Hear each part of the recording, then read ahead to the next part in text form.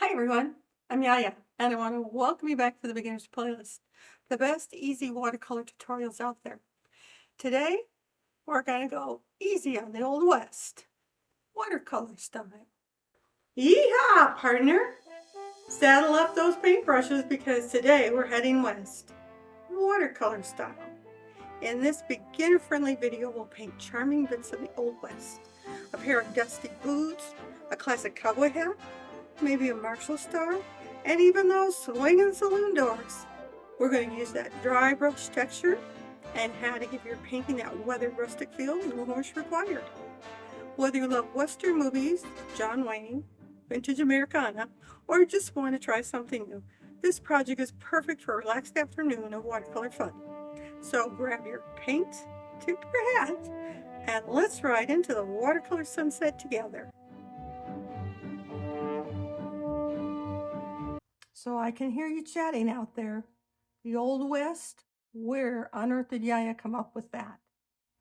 Well, it was actually a special request from one of my art critics, so here we are. He likes John Wayne, he likes Westerns. Enough said. So the challenge this time, though, is that there's no exact correlating videos. I've included links to some of the how-to videos used. For example, the hats had one, the boots had one, that kind of thing. But they aren't the exact replica of mine. Now, don't get all worked up. We're attacking this challenge with humor and a bit of fun.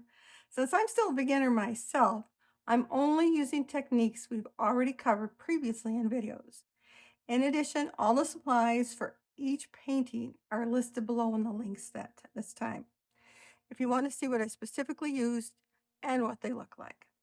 So starting super simple is a good old cowboy hat. One of the videos shows you an easy way to quickly draw the hat. And that's what I did. I just used the way they drew it and made my hat. If you watched the Charming Critters video last week, I used let's say the bunny technique from the bunny video to shade this hat. So that's how I came up with the colors. It looks a little bit modern than an Old West, but it was super easy.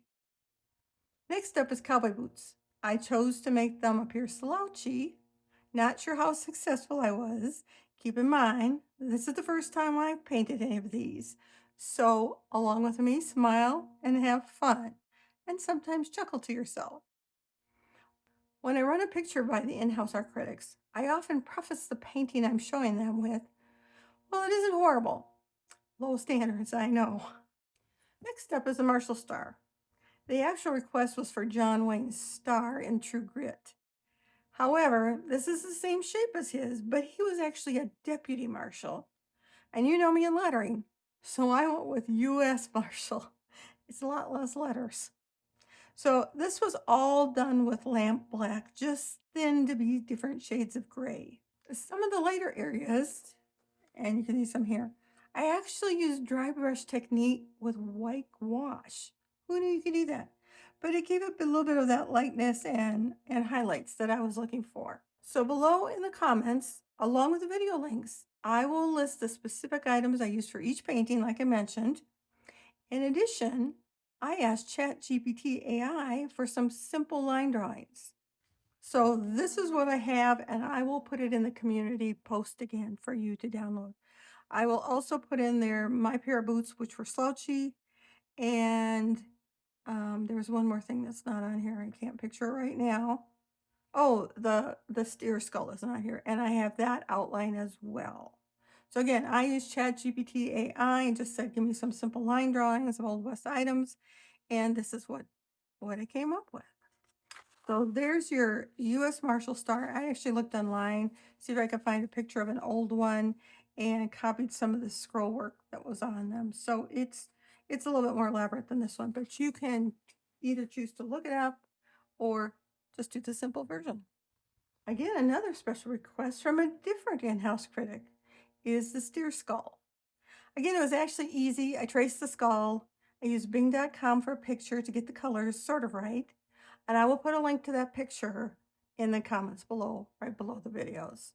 And because the skull was such a light color, I wanted to put a little color behind it. We've talked about masking fluid, again, in a prior video. So what I did is I covered the skull with masking fluid, allowed it to dry thoroughly.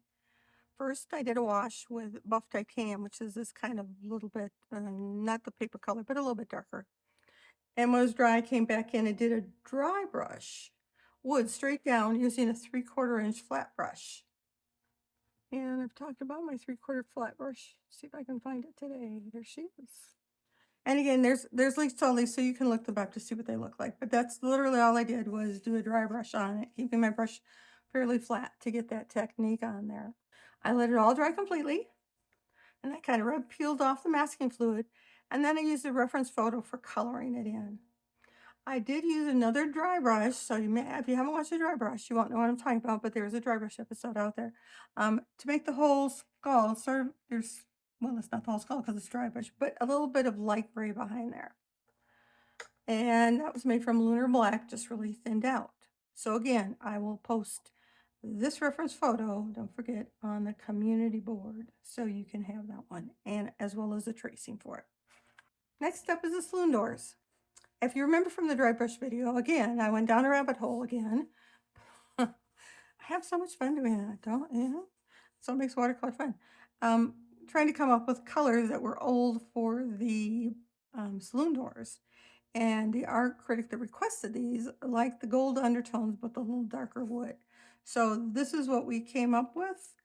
Again, I basically sort of dry brushed the whole thing with all the different colors because as you can see, there's still the background coming through there.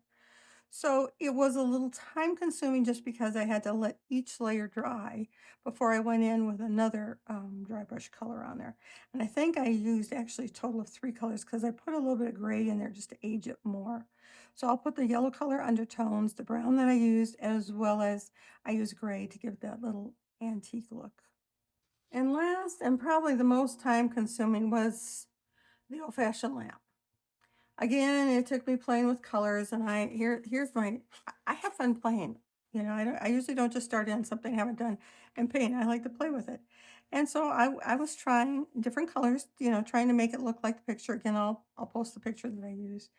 And we kind of like this tone and this tone. And so I didn't know if I liked either one of them. So I dug out some really heavy paper. Again, the link is in there. I've never used it before. It was a small pad. It's the New York Central 100% cotton, but if you notice, it's 300 pound. So I don't know if you can, here, let's see if I can hold them on it. If you can see how thick that is, it is quite thick. But I like the colors on there, and as you can tell, I use granulating paint, so they spread a little bit more. And so this is what we came up with. The other thing I hadn't done before was I hadn't done lantern lights. There's so many candles out there and flames, and I can do those, but there's not a lot of, in fact, there was only one old-fashioned oil lamp I could find, and it had a whole room background, and the lighting was okay. And I actually came across a old-fashioned outdoor like street lantern, and they use kind of these tones here, which is what I ended up doing because I like the look of it. I like the colors of it because it isn't quite a color flame. It's kind of giving off, you know, light down as well. So again, I play a lot with my little test swatches here to see how it turns out.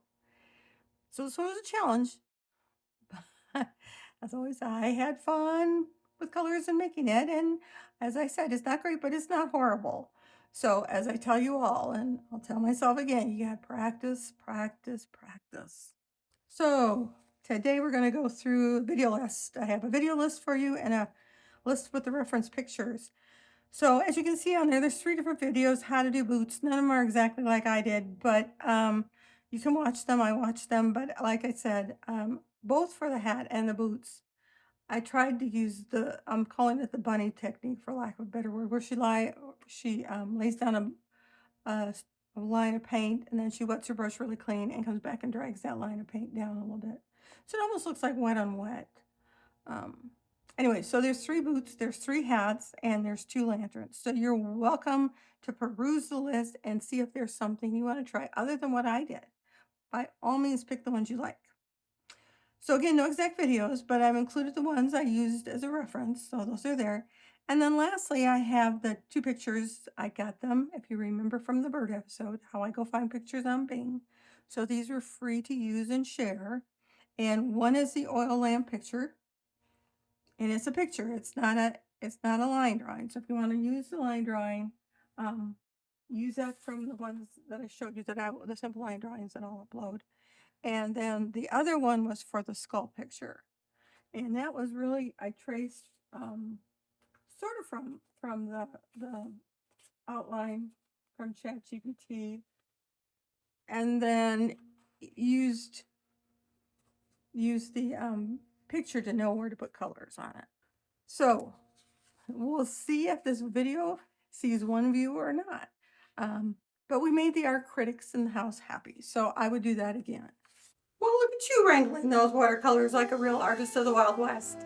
From slouchy boots to that tin Marshal Star, you brought a little frontier charm right to your art table. Remember, watercolor is all about having fun, not fussing over perfection. If you had a good time on this watercolor ride, give it a thumbs up and let me know in the comments which Old West detail was your favorite paint. Until next time, keep those brushes loose and your creative spirit warm. And as always, let's close with YaYa's Irish blessing. May the Lord bless you and keep you. May your heart be light, your colors bright, and may you find peace and joy as you head into this Thanksgiving season. Until next time, bye.